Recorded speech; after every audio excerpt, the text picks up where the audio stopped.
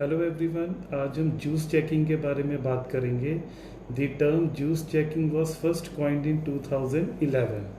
So it is a form of a cyber attack where a public USB charging port is tampered and infected using hardware and software changes to steal data or install malware on devices that is connected to it.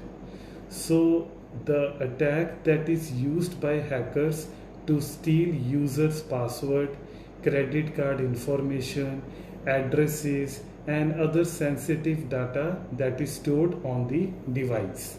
So this type of attack that has been growing with the incidents reported in various public spaces such as airports, hotels and shopping centers. तो इससे कैसे बचा जा सकता है? RBI ने भी warn किया है to protect themselves from the juice checking and other cyber threat. Mobile phone users have to use their personal charger and avoid connecting their devices to public USB port.